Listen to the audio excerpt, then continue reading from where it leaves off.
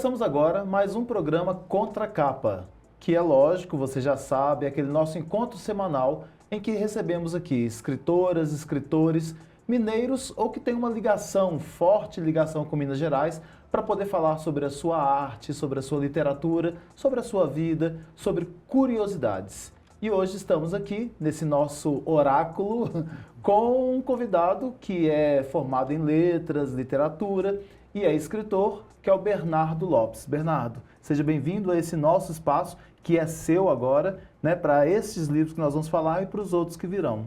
Muito obrigado, Flávio. Uma honra estar aqui. Obrigado a todo mundo que nos assiste, nos escuta. Muito feliz de estar aqui. Obrigado. A gente sempre combina para as pessoas agradecerem nesse momento aqui. Se elas não agradecerem, elas não são convidadas de novo. Volta, né? Isso foi uma escritora que veio, ela falou assim, eu tenho que agradecer. Eu falei, tem, acho que o espaço.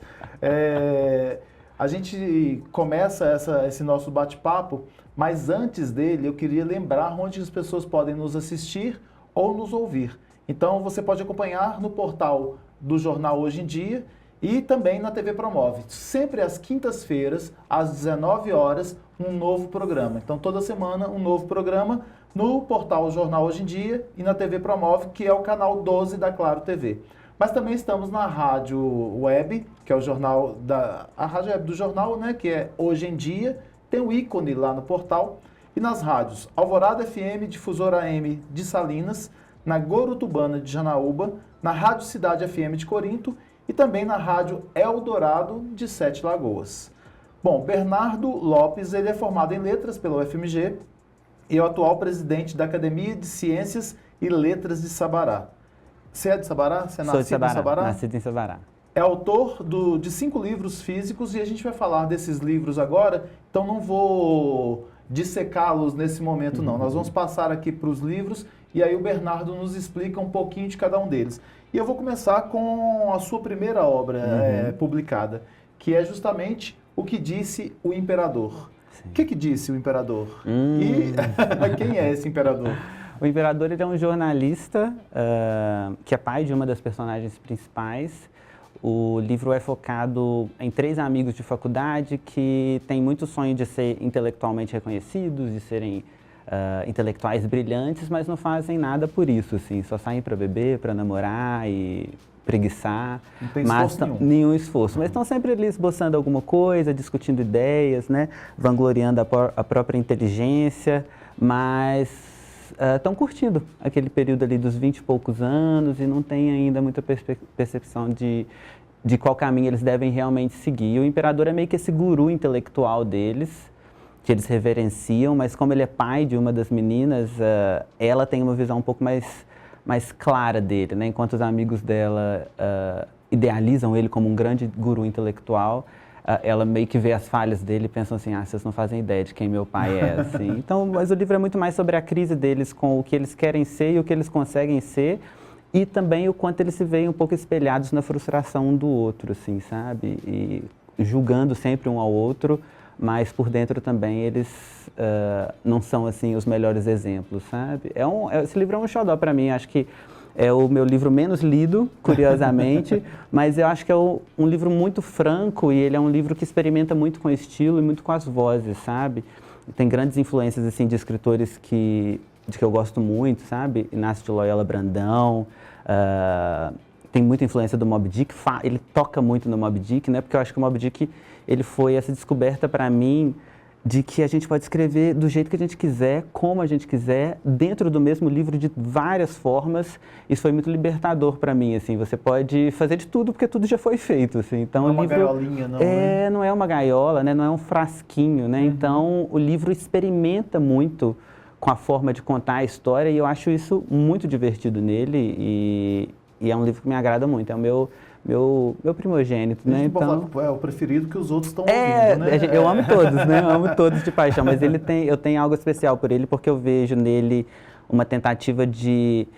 Foi meu primeiro livro e eu não tentei me esconder, sabe? Eu não tentei fazer de um jeito. Eu fiz do jeito que eu achava que eu poderia já abrir todas as portas para o que eu posso fazer, assim. Então, ele é um livro muito honesto e que brinca muito com o estilo e é um livro muito pautado em construção literária mesmo, assim. O estilo dele é bem experimental, eu gosto muito. Eu vi que todos os livros você faz pela editora Metanoia. Metanoia do né? Rio. Que é uma editora que é do Rio de Janeiro. Que editora que é essa? A Metanoia, ela é uma editora que tem um grande foco em autores LGBTQIAP+, autores queer. E eu encontrei durante uma pesquisa mesmo, na internet, quando eu queria publicar O Que Disse o Imperador, e eles foram, oito editoras rejeitaram, e a Metanoia aceitou. Então, eles entraram nessa empreitada comigo, a Leia e a Malu, que são excelentes lá do Rio. E toda vez que eu tenho um livro novo, eu mando para elas e elas avaliam e sempre abraçam o projeto e dão as dicas necessárias. São Que ótimo. Uma grande equipe. E esse imperador você deu o nome por quê, hein? Ele, na verdade, porque o Július, que é o personagem principal, ele chama o guru intelectual de imperador, justamente por essa aura meio entendi. pedestáltica dele. Assim. Sim. Como mito, né? E esse O Que Disse mesmo é porque realmente eles estão sempre atentos ao que ele diz, mas não necessariamente o que ele diz é o certo a se fazer. Assim, Legal. sabe? E tem essa história que é muito real e atual, sobre essa questão de uma criança, quando deixa de ser criança, passa a ser adolescente. Não é o caso deles, que eu acho que eles têm uns 25 Eles têm uns anos, 22, né? 23. Mas a criança, quando deixa de ser criança e passa a ser adolescente, ele tem uma troca muito grande de percepção dos pais, né? Que é justamente a infância, que o pai é o herói, que o pai é o imperador. Total. E quando passa a desprezar os pais, né? E a ouvir mais outros pais ou outras referências. Sim, É sim. até interessante, talvez, fazer uma... né? É um paralelo, é muito sobre essa ilusão que a gente tem dos nossos pais, assim, mas não muito diretamente, o livro não aborda isso tão diretamente, mas pela percepção da Letícia, que é essa personagem filha do imperador, a gente vê que é muito sobre a relação da minha geração com a geração dos meus pais, assim, né? Aquela coisa de... A gente, durante muito tempo, acha que a gente está sendo guiado, mas depois você vê que você está ali, meio que tipo assim, não, você é o seu próprio guia ou você tem que achar outros guias, porque a geração dos nossos pais, eles conseguiram fazer tudo que eles fizeram, maravilhoso, mas a Letícia tem essa quebra mesmo, de tipo assim, nossa, eu achei que o meu pai ia abrir todos os caminhos para mim, mas uma hora ela vê que, na verdade, a gente que tem que ir abrindo os nossos caminhos, né? Mas isso é uma quebra, Legal. às vezes, dolorosa mesmo, né? Legal. A gente honra, mas uma hora o caminho é nosso mesmo, assim, é bem autônomo. E aí depois vem o Dona, Sim. né? Que é esse livro aqui. O Dona é de quando? O Dona é de 2018. 2018. O Sim. primeiro foi? 2016. 2016. Sim. Então você vem com o Dona fala o quê? O Dona, ele já foi uma tentativa minha de fazer algo diferente do que disse o Imperador, porque em O Que Disse o Imperador eu acho que eu fui bem escrachado, assim, como eu te disse, é um livro muito franco e muito visual, eu sinto. Então, eu tentei fazer em Dona um pouco de redução, assim, sabe? Eu deixo as coisas um pouco mais subentendidas. Foi uma tentativa até de alcançar um público maior, porque eu acho que uma parcela do público que leu O Que Disse o Imperador achou ele meio demais, assim, explícito demais, até em questões sexuais. Então eu tentei ser um pouco mais assim, beleza, essas questões estão aqui também, mas eu não vou colocá-las na sua cara. Então ela tem mais elipses, assim, sabe? É muito mais rasgado, como você acha que foi o Como Imperador. eu acho que foi o Imperador e que foi necessário, e eu admiro isso muito no Imperador. Mas isso era algum momento seu? Ou era uma necessidade de falar dos assuntos que você tem que tratar no Imperador? Sim, acho que O Imperador tem alguma coisa sua? O Imperador tem alguns pinguinhos meus e dos meus amigos de faculdade, assim, eu fui recortando, assim, histórias nossas e criando outras e pegando outras da minha cabeça e fui criando esse mapa, vamos dizer assim, do que foi essa experiência minha aos 20 e poucos anos, assim, mas tem muita coisa lá que eu não vivi, sabe? E já o Dona tem uma relação um pouco maior comigo, porque eu tentei fazer nele uma metáfora um pouco sobre as minhas relações familiares, um pouco de algumas dificuldades de relacionamento que eu enfrentei com a minha mãe, que é uma das pessoas mais apaixonantes e que eu mais amo na minha vida, mas a gente teve fases mais difíceis de entendimento. E então o Dona tem uma grande metáfora por trás, que é essa coisa de o que dos nossos pais a gente repete, às vezes em coisas que a gente nem vê. Então, em um relacionamento, uma pessoa por quem você se apaixona. Por que você se apaixona sempre por aquela pessoa impossível? Você está tentando fugir de alguma coisa? Ou você está tentando reproduzir algum tipo de dor que não é sua, sabe? Então ele tem essa metáfora por trás. Mas por cima, ele é só uma história. Não tem nada muito exposto, sabe? Então ele conta a história de um brasileiro que trabalha num parque temático dos Estados Unidos, um imigrante, né? Então ele já tem essa coisa de ser uma pessoa que não é do lugar, né? E que vai tentar agir como se fosse do lugar, mas ele não é, ele nunca vai ser reconhecido como um nativo. E ele nada com orcas, que é um tipo de parque temático que é muito comum nos Estados Unidos, né? E ele tem uma relação muito forte com essa orca específica, chamada Dona, uma relação assim, como a gente tem com o nosso cachorro, vamos dizer assim. E de repente a Dona começa a atacar ele, e ele não entende o que está acontecendo. Por que esse animal por quem eu tenho um carinho tão grande, que parece ter um carinho tão grande por mim, por que ela está tentando me destruir de alguma forma, né? E eu sinto que essa é a metáfora sobre os padrões familiares, sabe? Por que a nossa família, às vezes, é a maior fonte de dor nossa, assim, né? Por que a gente tem que ficar tentando sempre curar algumas coisas nas nossas relações familiares e dominar algumas coisas, né? E meio que sobre como essas forças, às vezes, nos subjugam, assim, sabe? Então, o livro é um livro rápido para você sentar e ler em 2 horas. Então, não tem muito o que dizer sobre a história superficial dele. Mas é sobre esse cara. Mas é forte, hein?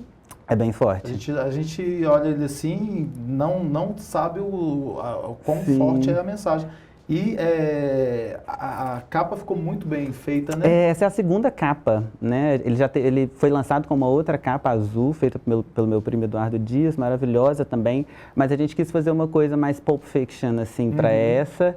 E eu acho que eu brinco muito com as capas também, né? Eu acho que eu gosto, às vezes, de capas coloridas, os temas geralmente são muito profundos, mas eu gosto de capas coloridas porque não precisa ser tudo profundo e tudo precisa ser sombrio, né? Eu acho que é bom a capa trazer um espírito um pouco mais animadinho para a coisa. Mas essa aqui lembra um pouquinho aqueles anúncios antigos, sim, né? Alguma coisa nesse sentido tem mais até retrô. umas coisas meio rasgadas, assim, né? Ele brinca muito com essa questão de cartaz pregado na parede e arrancado. É isso parece mesmo. Um pouco mesmo. E aí, nós entramos no terceiro livro, né? Terceiro livro que você... Antes do terceiro livro, você fala aqui sobre o parque temático nos Estados Unidos. Sim. Qual é a sua relação com a língua inglesa? Eu sou professor de inglês, né? Eu já morei nos Estados Unidos, eu trabalhei num parque temático lá nos Estados Unidos. Em qual você trabalhou? Eu trabalhei na Disney. Ah, tá. Existe um programa da Disney, não sei se existe mais, mas na época existia um programa. Acho que existe ainda. Existe, né? Que eles captam gente para trabalhar. Sim. Eles captam brasileiros, pessoas de todo mundo, na verdade, para trabalhar durante a alta temporada. E eu fui durante 2008, 2009, então foi meu primeiro emprego na Disney, assim, primeira vez que eu trabalhei, mas eu já tinha uma relação muito forte com a língua, eu já estudava desde pequeno, escutava música em inglês, né, então eu já tinha uma curiosidade muito grande. Então ir para lá foi uma revelação muito grande da importância do inglês na minha vida, da literatura norte-americana na minha vida.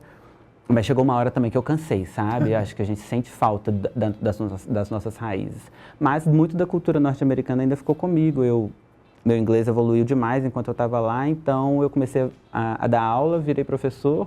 Hoje, 15 anos depois, eu tenho a minha própria escola e consumo muita literatura norte-americana, né? Eu formei em letras pelo UFMG, estudei literatura brasileira, literatura portuguesa, literatura do mundo inteiro, mas a minha dissertação foi sobre literatura norte-americana. Então você tem uma forte relação mesmo. Tem. E você tem uma escola virtual, né? De inglês. Tem, sim. Legal. E aí vem Debutante. Debutante é quando? Debutante foi durante a pandemia, 2021. Durante a pandemia muita gente escreveu, né? Sim, eu acho que foi até eu falo que não é uma terapia, mas é uma maneira terapêutica de lidar com aquela situação, né? Sim. A capa também é linda do Debutante. E aí me fala, o Debutante é que vai virar... Tá virando filme agora. Vai virar filme. Sim, então me fala o que é e como chegou nesse filme. Claro. Debutante é uma coletânea. Ela tem 3 textos. Ela tem um monólogo, uma peça de teatro, né, que abre, chamada Debutante. Muito baseada no estilo do Samuel Beckett. Eu estava lendo muito Beckett na época. E um amigo meu escreveu um conto sobre uma adolescente presa num banheiro. E eu falei assim, cara, posso transformar isso numa peça? Eu estava lendo muito Beckett na época, estava influenciando muito o meu estilo. E eu testei um pouco das habilidades, assim, com teatro. Eu nunca tinha escrito teatro dentro dessa peça. E a ela eu juntei 2 outros escritos, que é um conto de ficção científica, mas não é uma ficção científica profunda como a gente está acostumada a ver profundo assim no sentido tecnológico, sabe? É muito mais um conto futurista, assim, mas sobre os nossos sonhos e sobre as dificuldades de lidar com o fato de a gente não realizar certos sonhos. Mas ele foi escrito também nesse período ou já Durante a estava pandemia, escrito? não, durante a pandemia Tá, também. então primeiro você escreveu na pandemia e veio o segundo. Isso. Você já estava com a ideia de fazer alguma coisa? Não estava, Era não uma escrita- estava. Foi uma escrita assim, foram coisas que eu fui escrevendo. Eu lancei a peça Debutante em 2020 na internet, pelo blog da Academia de Ciências e Letras de Sabará. Depois eu lancei esse segundo conto, que chama O Homem Folhado, também pelo blog. E depois eu escrevi, passou uns meses, eu escrevi um outro texto que chama Eu Te Amo, que é o texto que fecha, que é um ensaio sobre o amor, sobre o quanto a gente está conectado antes mesmo de conhecer a pessoa. E depois eu pensei assim, cara, já tem muito tempo que eu lancei Dona, já estava escrevendo Canção Lógica, mas eu sabia que Canção Lógica ia demorar muito. Eu falei assim, cara, eu vou pegar essas 3 histórias e vou lançá-las como livro para eu ganhar um pouco de tempo. E aí eu decidi lançar e foi um sucesso, assim, justamente talvez pelos 3 momentos do livro, né? Ele tem 3 textos bem diferentes um do outro e é um livro muito gostoso. Pois é, aí ele vira Filme. mas os 3 contos... Só o Debutante, só a peça. Ah, tá. Só a peça. Porque aí você tem aqui a peça, Debutante, Isso. e outros ensaios. Exatamente, Né? São 2 ensaios. um conto e um ensaio. Entendi. E aí a parte da Debutante vai virar... Vai virar um filme. Já foi filmado, né? já está em pós-produção. A gente ganhou, lá em Sabará eu passei com o projeto de transformar ele num curta-metragem pela Lei Paulo Gustavo. Legal. E encontrei esse diretor maravilhoso, o Breno Santos, que é daqui de Belo Horizonte. Ele é ator também, tem filme no Prime Video, na Disney Plus. E ele conseguiu angariar essa galera do teatro, do cinema, da televisão, Duda Michelini, Bela Michelini, muita gente, Jana Amor, né? E ele contratou esses atores de alto nível e a gente conseguiu colocar esse filme em prática. Filmamos agora em fevereiro e agora está em pós-produção e sai em setembro. E ele deve ir para onde? A gente vai, como é um filme independente, né, assim, financiado pelo governo, a gente vai tentar se inscrever, a gente vai se inscrever em vários festivais, mas vamos tentar colocar ele no cinema, sabe? A gente vai fazer um lançamento lá em Sabará, para o público sabarense, né? No nosso cinema, mas a ideia é que ele esteja em breve, ainda esse ano, nos cinemas mesmo, passando em algumas das salas de cinema aqui de Belo Horizonte. Para chegar em plataforma é difícil? Tem um processo bem longo, sabe, tio Flávio? Bem longo mesmo. Tem que ir se inscrevendo, tem que ir mandando, participando de editais também, tem que ter recurso também, né? Mas a gente vai com tudo. Porque seria legal, né? Você disponibilizar para mais pessoas. Principalmente curta-metragem, né? Porque curta-metragem a gente não vê no cinema de shopping, por exemplo, né? Exatamente. Então, a gente precisa focar muito nessa ideia dele chegar em plataformas, mas vai chegar. Agora faça uma divulgação grande, porque Claro, imagina assistir lá no cinema que foi reformado há pouco tempo, há pouco tempo lá em Sabará, que é icônico, né? Seria muito legal. Sim, vai ser lindo. E aí depois do Debutante, que é esse que nós falamos, você vem, que já estava escrevendo, como você falou, Canção Lógica. Né? Sim. Canção Lógica, para quem está vendo a capa, está achando que está meio nebuloso, né? O Silan, que está nos gravando, ele achou que estava com um erro na imagem dele. Mas o que é o Canção Lógica? Canção Lógica, ele é fruto de uma fase minha em que eu estava assistindo muita série de TV e eu sempre fui de absorver muito a linguagem do que eu estou consumindo, né? Hoje menos, porque eu acho que eu já me consolidei muito, acho que a escrita já flui de mim. Eu acho que o que eu escrevo é o que me influencia mais, né? Acho que quando a gente é mais novo, que a gente está se experimentando ainda, o que a gente consome às vezes transforma muito a nossa escrita, né? E eu acho Deixa eu te interromper. Claro. A gente pega nesse lugar aqui, porque me deu uma curiosidade antes de você continuar. Claro. O que você consome hoje? O que te influencia hoje? Eu estou numa fase de descoberta, assim. Neste momento eu estou lendo muito ensaio. Então eu estou lendo muito Susan Sontag, John Didion, Siri Hustvedt, e eu estou muito num momento ensaístico, assim, sabe? Mas depende muito, eu acho que eu tiro geralmente meio que os anos de uma forma meio sabática, assim, sabe? Esse ano eu quero, por exemplo, ano retrasado, eu falei assim, vou terminar todos os romances do Machado de Assis. Sentei e li todos os romances do Machado de Assis, sabe? Então eu tenho momentos, assim, eu tiro o ano para fazer alguma coisa. E esse ano eu estou focando muito em ensaio. Eu sempre gostei muito de assistir filme, série. Hoje eu assisto menos porque eu só consigo terminar uma série que está me influenciando positivamente na escrita. Por mais que eu veja um primeiro episódio e ache ele brilhante, se eu não sinto que ele está dialogando com o que eu estou escrevendo, eu não consigo terminar, sabe, a série. Então eu me deixo guiar. É como se eu estivesse estudando mesmo, sabe? Nacional, o que você tem em termos de escritores? De grande influência. Eu amo Inácio de Loyola Brandão, eu amo Carolina Maria de Jesus. Aquela também de Um Defeito de Cor, esqueci o nome dela. Defeito de Cor foi uma das coisas mais reveladoras que eu li recentemente. Amo José Faleiro, do Sul, você conhece ele? Conheço. Nossa, ele é incrível, né? Inclusive os ensaios dos Supridores. Supridores é uma descoberta, né? Nossa, aquilo ali. Mas... E o final daquele catártico, livro, eu falei, né? Nossa catártico. Senhora. Eu sempre falo com as pessoas, vai até o final. Eu acho que... Porque tem gente que às vezes não consegue ler até o final porque tem muitas dores, né? Tem, no meio do caminho, tem. Fala assim, não vou lidar com essas dores, depurar essas dores. Sim. Mas é interessante concluir, às vezes. Né? E a forma como você começa o livro, né, Os Supridores, você não imagina que vai acabar da forma que acaba, né? Imagino. Mas ele é exímio, assim, na construção, né? Você é bem eclético também, né? Eu sou a Dalva, que a companheira, a namorada, é maravilhosa, né? A Dalva, os livros dela são maravilhosos. Maravilhosos, todos né? os 3 que eu li são ótimos. Os 3 dela que ela tem são pequenininhos que você lê e são transformadores. Na verdade... Mas são as pancadas também. Pancadas. Ano passado eu participei de uma palestra, eu dei uma oficina de escrita e a Dalva foi uma das convidadas. E... Tio Flávio, a palestra da Dalva me transformou para sempre, assim, sabe? Ela mudou o meu jeito de fazer literatura. Porque ela mostra um viés político pra gente que acho que eu nunca tinha... Acho que meus olhos nunca tinham sido tão abertos em questões literárias, assim. Então, um show, assim. Então, eu sinto que ela, depois da palestra que eu assisti dela, ela me influenciou muito, como não me influenciavam há muito tempo. E o José Faleiro também tem um livro de ensaios maravilhoso que chama... Vera Sapo. Não, Vera é o romance recente, né? Tem o Vila Sapo e tem o... Mas em que mundo tu vive? Maravilhoso, brilhante, brilhante, brilhante. É um ensaio, é uma porrada atrás da outra, assim. Então, li muito Faleiro e Dalva ano passado. Ano passado eu li esse O Defeito de Cor, que é maravilhoso também. E tem vários outros. Tem um autor que eu gosto, mas eu esqueço muito o nome dele, é José Vieira. Ele escreve um pouco parecido com o realismo fantástico, assim. José alguma coisa Vieira. Mas eu sou bem eclético mesmo. Eu vou jogando onde a minha literatura vai me levando, assim, sabe? Leio uma sinopse na internet que dialoga com o que eu estou escrevendo, vou lá e leio, sabe?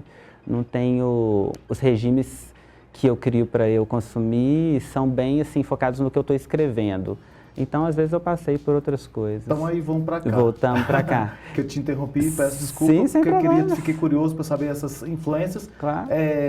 Como é a construção do Canção Lógica? Canção Lógica. Que é ele? Ele tem um formato de série de TV, no sentido de que ele também é escrito em forma de roteiro de TV, né? Então, o roteiro de cinema e o roteiro para série de TV, por exemplo, ele não é uma prosa, né? Então, você tem indicações de que cenário é esse, que parte do dia que é. As descrições, não se dá importância, por exemplo, para sentimentos. Você tem que demonstrar tudo através de diálogos e de cenas rápidas, assim, né? Você não faz longas descrições. Mas o escritor de prosa que eu sou não consegue se controlar, né? Então, às vezes, nessas descrições que tendem a ser breves nos roteiros, eu acabo me estendendo, vou um pouco para o lado psicológico, mas num roteiro, originalmente, você não trabalha lados psicológicos descrevendo, né? Você tem que mostrar isso através de ações e de falas dos personagens. Então, o livro é essa mistura um pouco de prosa com o formato de roteiro de TV. São 5 episódios para formar uma primeira temporada. Na verdade, a primeira temporada era para ter 10 episódios, mas o livro ia ficar muito grande. Então, eu decidi cortar no 5º, que eu já tinha escrito há muito tempo. Até eu estava escrevendo Dona, na época... Quando eu escrevi Dona, eu estava escrevendo Canção Lógica, mas como era um projeto muito longo, eu comecei a fazer outras coisas e fui acabando me afastando. E aí, ano retrasado, eu decidi voltar e reler para ver se estava bom. Achei que estava muito bom, fiz umas modificações, porque já tinham se passado, 5 anos, e o mundo muda, né? O nosso jeito de falar muda. O nosso mundo muda. O nosso mundo muda, então eu precisei fazer umas modificações. Alguns amigos leram para dar umas ideias também, fiz os ajustes, e a gente lançou essa primeira temporada, que na verdade é metade da primeira. E aí eu vou lançar a segunda em breve, que vai ser como se fossem os 5 outros episódios que terminavam a primeira temporada. A ideia era fazer 3 temporadas, mas como eu tive que dar essa quebrada, talvez venham 4, sabe? E aí ele vai chamar Canção Lógica também? Segunda temporada. Segunda temporada. Então depois vai ser como terceira, uma série como mesmo. uma série mesmo. Só E que... E aí você falou que é inovador esse processo de criação? Porque não há registro de que... um livro que se intitula um romance, né, tenha o formato de roteiro de TV, né? Como eu te disse, ele brinca não só com o roteiro de TV, mas ele se deixa viajar um pouquinho com a prosa, mas não conheço nenhum outro livro que se trate como um romance em forma de série de TV, né? E além disso, ele tem música também, então em alguns momentos, algumas cenas, a gente tem a descrição da letra da música e tem um link aqui no Spotify para você escutar a música na playlist enquanto você lê a cena. E aí, só para a gente poder ficar com a curiosidade para os próximos, Sim. Do que trata ele? Canção Lógica trata de um relacionamento. O personagem principal é o Plínio, que é um escritor que acorda certo dia sem memória.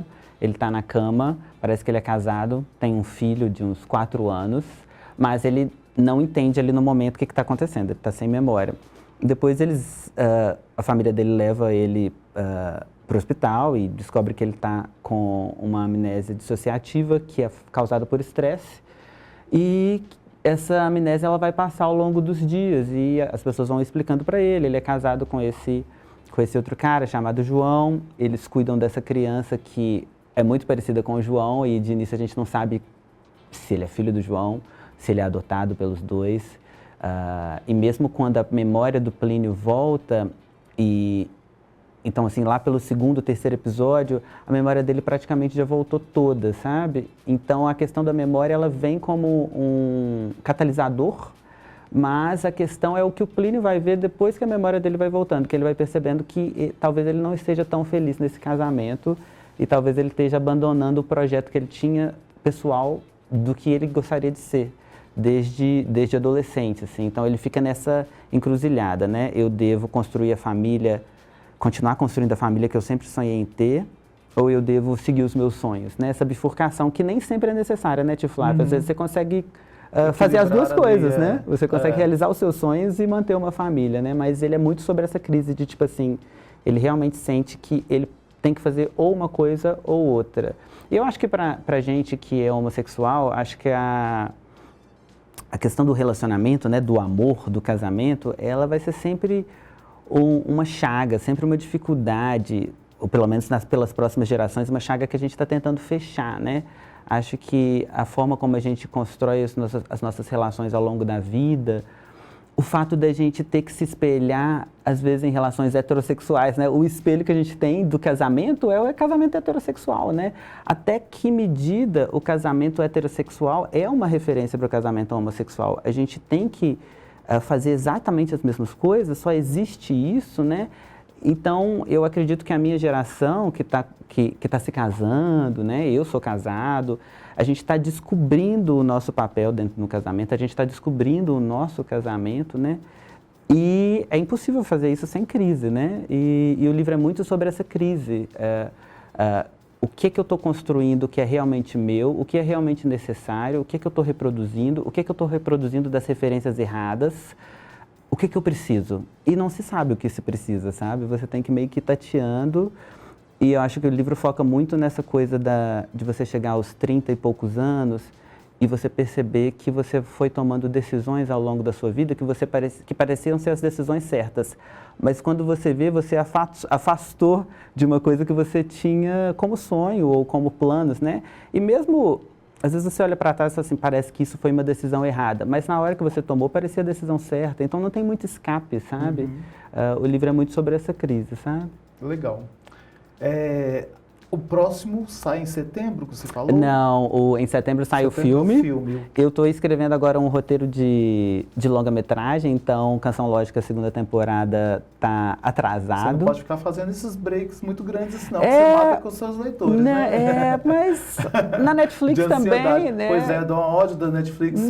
Daí é um ano, sai a temporada. Stranger Things 3 anos depois, né? Então isso está me acalentando um pouco. Assim, às vezes eu fico nessa pressão também. Né? Mas uma coisa que está sendo gostosa para mim também é porque eu tenho há muitos meses, desde que eu peguei Canção Lógica e depois escrevi o roteiro de debutante e estou escrevendo esse longa, escrevi outro roteiro ano passado, eu tenho escrito só em formato de roteiro. Eu estou sentindo falta da prosa mesmo, sabe? A prosa de O que disse Imperador, de Dona, a prosa por si só mesmo, você poder viajar na sua linguagem. Então eu tenho feito uns esboços assim para ver se eu dou uma vazão, porque eu estou descobrindo que o que é realmente terapêutico para mim, amo escrever. Estou sempre com a sensação de que eu estou escrevendo quando eu estou escrevendo roteiro, mas a prosa realmente é o que salva a minha vida no fim das contas, assim, sabe?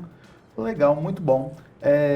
Que você venha falar dos outros, dos próximos, né? Que vocês tenham bastante sucesso. Obrigado, né? Nos filmes também, que eu já estou colocando no plural para poder ficar mais fácil. E que esse espaço que está sempre aberto para que você traga não só as suas obras, mas traga as pessoas também de Sabará para poder falar aqui, para a gente poder ter esse espaço bem democrático e que as pessoas possam mostrar aquilo que elas têm escrito e que muitas vezes a mídia não dá visibilidade e que a gente quer que esse espaço dê essa visibilidade para o tanto de talento que a gente tem em Minas Gerais. Então, para te encontrar, como é que faz? Fala ali para o nosso pessoal. Meu site oficial, www.bernardoelopes.com.br, Bernardo E. Lopes, o E é de evangelista, e no Instagram, bernardo.e.lopes. Ok. Bernardo, obrigado. Ficamos por aqui. Prazer, muito obrigado por tudo. Obrigado a todo mundo. Gente, a gente encerra esse Contracapa e na próxima semana a gente tem um novo encontro, então espero vocês. Até mais.